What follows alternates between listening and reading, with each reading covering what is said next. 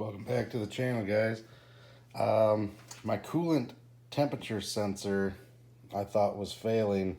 When I'm driving it, even on an 80-90 degree day, it never would read, much farther past cold. So it's got a 170 thermostat in it, or maybe even like a 190, and it definitely would be reading like, maybe like 150 in Florida heat. So something had to be going on.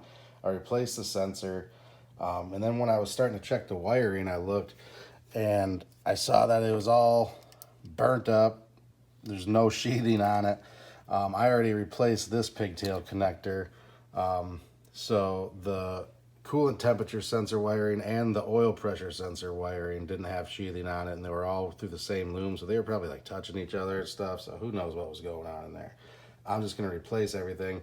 I wanted to check the gauge though to make sure that it was working right. So what you do is I found this connector down here, and it's not weather pack, so it had all the elements in it from 1985, over the last few years, and it's just in really poor shape. But on this side of it, the wires are still good, so I just cut those back, and I'm gonna put these Vigrue weather pack connector in there. I got a 2-pin connector there, and but to test the gauge, I found the wire, I cut it, and then I just grounded it, and then you can just bump the key, and with it grounded, it should go all the way to hot. So I know that my gauge works. So I'm gonna get these connectors installed here and see how it looks after that. All right, we got our terminals crimped here.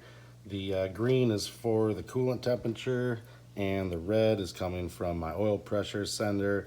So I already did the body side here and use this handy dandy crimping tool, and then just slides in through the back there. That folds down and locks it in place. Same deal with the female side. That's the one I already did. Just make sure you get them in the right holes so your oil pressure isn't your coolant temperature, and it doesn't look like you have any oil pressure when you first start your car. So I'm gonna get these put together and just clean up some of the wiring, and this should be good to go. Let's see what it looks like. All right, I got it all loomed up, plugged in. I ended up having to add a couple more connectors.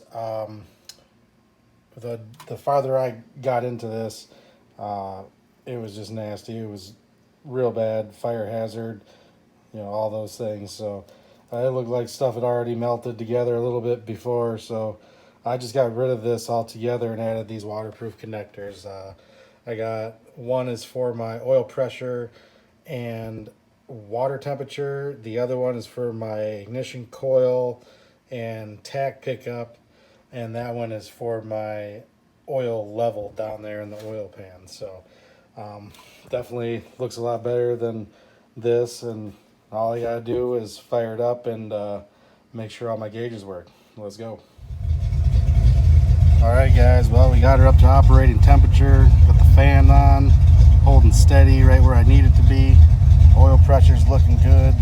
So got my wiring cleaned up and all my gauges are working, so I'm pretty happy about that.